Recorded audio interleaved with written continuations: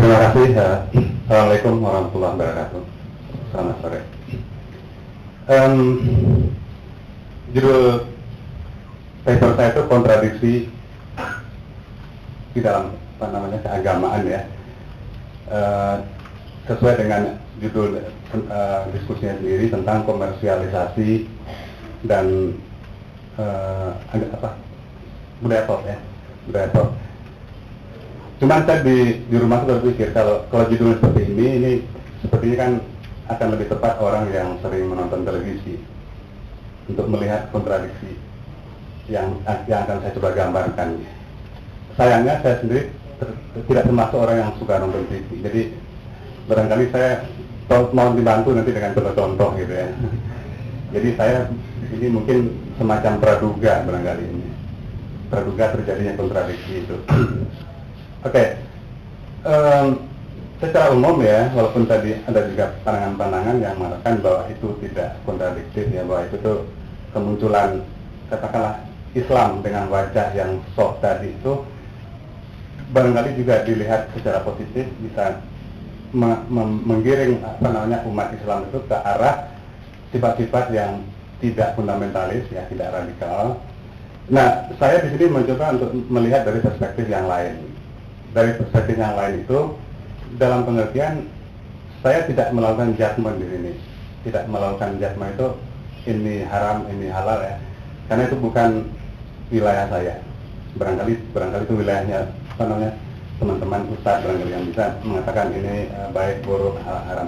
Saya mencoba untuk melihat dari kacamata mengkaji agama ya, fenomena agama, kehidupan beragama dari kacamata kebudayaan.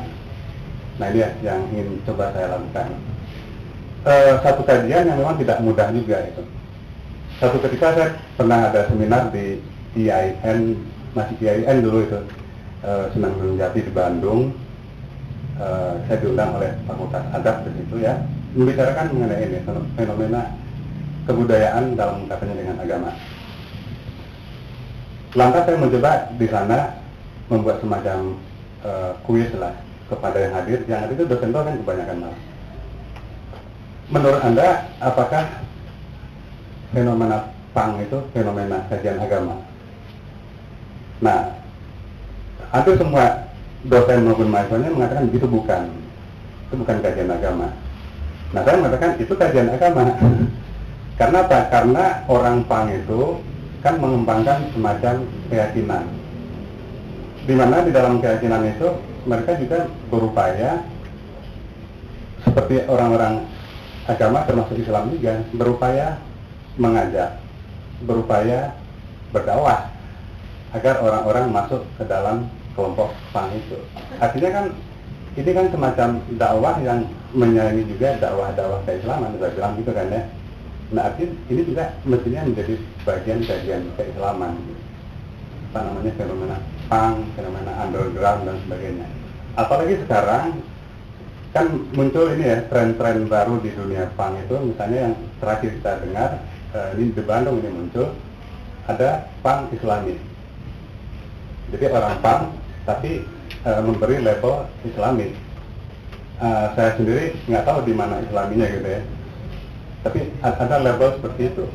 Artinya mereka sholat, mereka puasa seperti orang Islam umum kan ya, tapi mereka pang gitu. Nah, apakah itu tidak termasuk fenomena keagamaan? Kalau saya melihat itu termasuk fenomena keagamaan. Tapi yang ingin saya jelaskan di sini sebetulnya adalah dengan ilustrasi tadi ya. Saya melihat di dalam fenomena keagamaan itu yang bertumbuh adalah semacam kontradiksi. Dalam pengertian saya bukan menilai kontradiksi itu harus ditolak atau kontradiksi itu jelek. Nah ini mungkin terserah masing-masing untuk menilai. Tapi yang terjadi di dalam fenomena keagamaan keislaman itu adalah kontradiksi. Terjadi kontradiksi. Secara garis besar kontradiksi itu kan bila sesuatu inkonsisten. Inkonsisten itu misalnya gini, saya ingin menyampaikan ayat-ayat yang suci, kan ayat-ayat itu suci, tapi dengan cara yang main-main misalnya begitu, dengan cara yang fun, dengan cara yang vulgar, dengan cara yang kemarin kan dikatakan oleh MUI ya, kan banyak sekali yang menurut MUI itu vulgar. Misalnya ada komentar dari Ustadz yang tentang Inul itu kan, yang Inul itu kan mestinya jangan ngebor, mestinya dibor. Nah, padahal itu kan dalam rangka dalam rangka dakwah keagamaan. Nah, kalau saya melihat di sini itu adalah semacam kontradiksi. Artinya apa? Menyampaikan satu yang suci dengan cara yang ya tidak suci lah, dengan cara yang profan, dengan cara yang fun, dengan cara yang vulgar tadi. Sekali lagi, saya bukan dalam posisi untuk memberikan judgment di sini.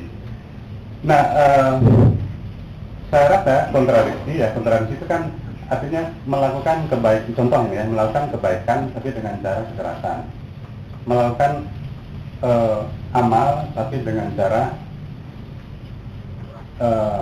saya ada beberapa teman saya di Pemda kan ya.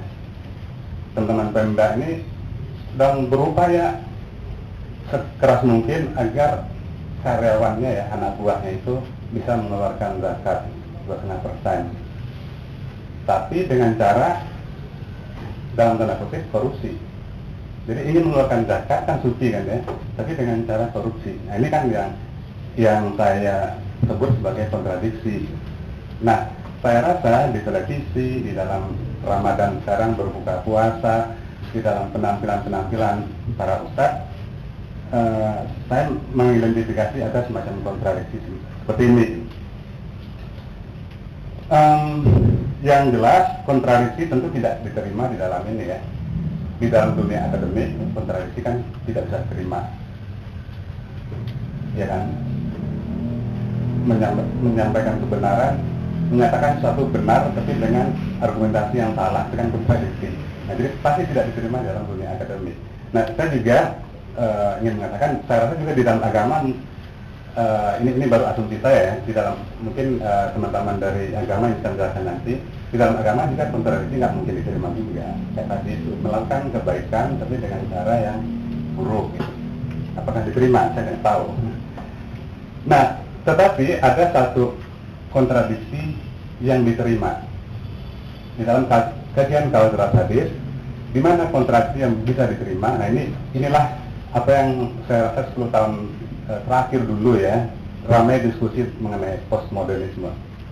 Postmodernisme itu satu kecenderungan di dalam pemikiran, dalam kebudayaan lah secara umum, di mana silakan kita ini memakai yang kontradiktif, silakan kita memakai dua hal yang bertentangan, sehingga muncullah banyak hal yang kontradiktif itu.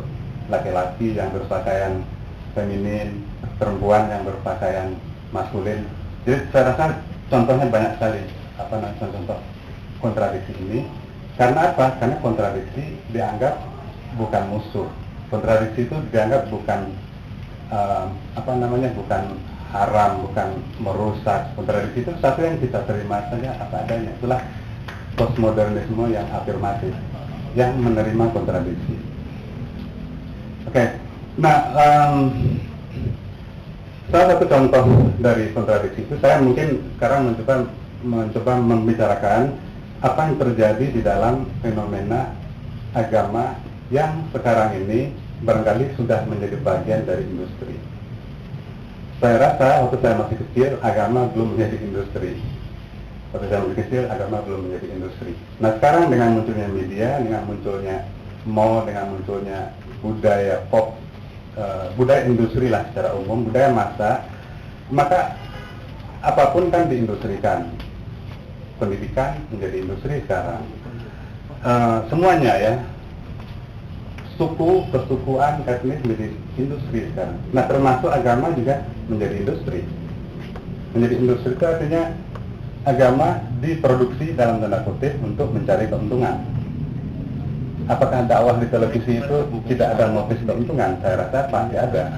Jadi sendiri. Artinya dakwah sekarang sudah diembel-embelin dengan motif profit. Nah, akibatnya maka agama menjadi bagian dari cara kerja industri.